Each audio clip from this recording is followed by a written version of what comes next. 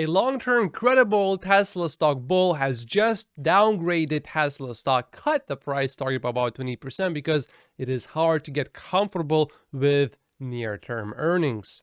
His track record is actually pretty good. He said sell Tesla stock when it was $23 back in 2017, and then he started saying buy Tesla stock when Tesla stock was at $14, $15. And he never said sell Tesla stock after that. He only changed to hold a few times. On average, he returned 68% from Tesla stock, and he's right a lot more often than he's wrong, even in the short term. His name is Philippe, and he is one of the top Wall Street analysts currently. He reduced his price target from 230 to 185, which is still above where we are today. So he is now saying hold Tesla stock instead of buy more Tesla stock. He does not say sell Tesla stock. Here's what he says. Tesla's stepped-up transition to a world of sustainable energy and resource efficiency may slow down electric vehicle penetration and accelerate profit normalization for the industry. The first quarter results, the analyst said, did not validate demand elasticity, offsetting lower prices. Cost progress may take longer to materialize, he said. Management is willing to accept lower margins, of course, for now, as long as the company remains self-funded. It is, however, extremely important to remember that the market share of battery electric vehicles actually declined in China from about 25% down to 21%, and then in Europe down from about 19% to just a little bit over 13%, while in the US it increased just by a tiny little bit. But Tesla's market share in China and in all of Europe overall actually increased significantly. In China, it went up from about 7% to now almost 13%, and in Europe it went from about almost 17% to now 21.5% roughly. So if you just look at Tesla's average selling price, which fell by about 10%, but volume only grew by 4% quarter over quarter, this is a very flawed comparison to say that price elasticity is very low, because we are not taking into consideration that the battery electric vehicle market share actually went down by quite a bit. But if you look at year-over-year numbers, James points out that volumes grew by 36%, prices declined by about 12%, according to him, and then the price elasticity is actually very high. But then we have to take into consideration that Tesla's market share, the BEV market share, that position actually improved just by a little bit year over year, not in every country though.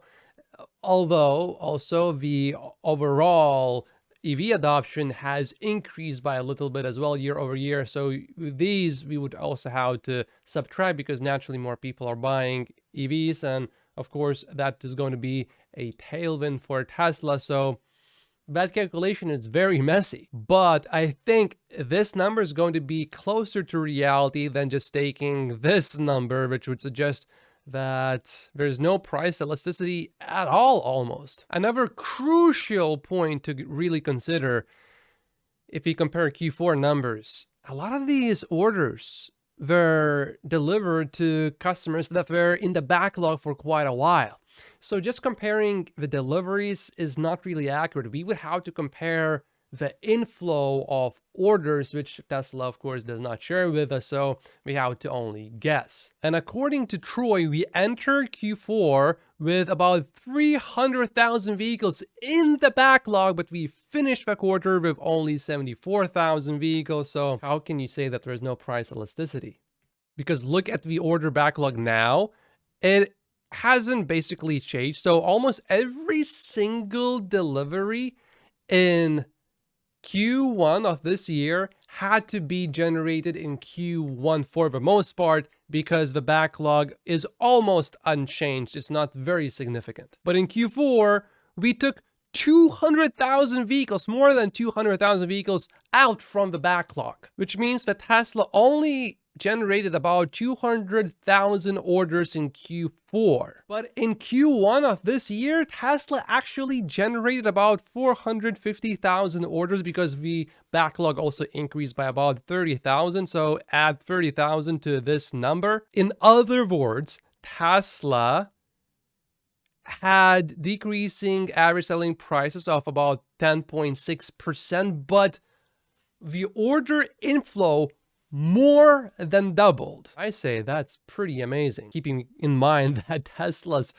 battery electric vehicle market share actually increased while overall the BEV market share of all vehicles decreased. My numbers, though, are going to be very rough numbers because Tesla does not share these numbers, and Troy's backlog numbers could also maybe be somewhat inaccurate. So keep that in mind. But overall, I think directionally what I'm saying is correct. And here's the mainstream media reacting to Philippe's new price target. Meanwhile, analysts at Jefferies raising their price target on Tesla by $50. Yes, that's right. Just a month and a half ago, Philippe increased his price target for Tesla stock, and now just a month and a half later, it is decreased.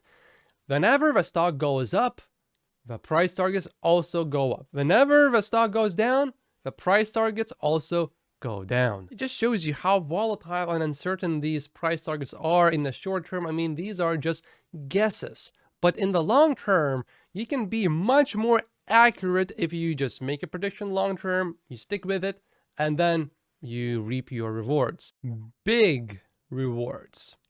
Amazon, for example, was down more than 50% during the 2007-8 period, and they just kept reinvesting their money, and the stock just kept growing. It just kept going up and up and up. And that's despite the stock actually already being up almost 5,000% from its IPO. The stock just kept going up and up and up and up. And right here, you might say, oh, the stock is down a lot. But I mean, when you look at the amount that it is still up 2,300% almost, although it would have been nicer to be at 4,000, right? But this is what people are panicking about. Declines in the short term that people are upset at because they cannot time the market, which is extremely difficult. In the short term, it is difficult for him to get comfortable with the earnings. The focus on model concentration, hyperscaling, continuous improvement, and design to manufacture all look intact. Engineering overperforms, but marketing and product planning have lacked foresight and finesse to ensure steadier growth, cash flow, and residual values. It is important to remember that the Cybertruck was announced in 2019. It's not like Tesla did not know how to make a new product. No, Tesla chose not to make a new product because where would you have gotten all of these batteries from? And there's a lot of talk about Tesla not doing advertising. I saw some people imply that Elon Musk does not believe in advertising for Tesla. No. Elon said at some point we should probably do advertising as art, communication, entertainment, and to support high-quality media. He said that back in 2020, and he was talking about Tesla specifically. Once Elon thinks it is time for Tesla to advertise, it will happen. And now for some context, let's hear what he was saying about a month and a half ago. Philippe Houchois of Jefferies had to say, not me. He was actually at the event and said that, the big picture sort of takeaways from that were that Tesla is so far ahead from a cost perspective, from a technology perspective and then back to your legacy kind of statement is that because they can drive costs so much lower, they can make better cars with more technology cheaper than the legacy guys can. Legacy guys probably kind of maybe lose a little bit of money here for a while before they can actually get parity with those cars. So he mentioned that, the cost cuts, things like that, better technology, growth in the battery space, better battery technology, but also Houchois got a ride in the Cybertruck. He said it was, quote, impressive. All of these things still remain true. Nothing has changed fundamentally. And 5 years from now, do you think that Tesla will sell Model 3s at cheaper prices than today? If the answer is yes, which I believe it is going to be a yes because we haven't implemented the structural battery packs and gigacastings for all factories in the world that Tesla runs currently, obviously the costs are going to come down in the long term. And if obviously they are going to come down and Tesla is still making a somewhat decent profit today, why not lower the prices more if we need to clear out the inventory down to a price that eventually these vehicles will sell at, which would strangle the competitors. They would lose even more money, which would really discourage them from trying to even make EVs. Some of them are cutting down on their spending and they are seriously questioning, should we really try to go into the EV space now? While this strategy may make the stock suffer a little bit or maybe even a lot in the short term, also one reason why I'm saying that selfishly is because I am buying a lot more Tesla stock and I want to keep buying at cheaper prices. I mean, I much rather prefer buying Tesla stock right now at $150 per share than at $400 per share. That's my personal preference, and I keep on planning on buying a lot more Tesla stock for the next many years to come. And remember, usually stocks are valued based on the total net future cash flows, not on the past cash flows. Meaning if you are a long-term investor like I am, and if you go to 2030, it won't matter much how much Tesla made back in 2023 or 2024. What will matter a lot will be how much will Tesla make the next year, and then the year after that, and the year after that, and the year after that. Of course, generating cash generally is better than generating less cash.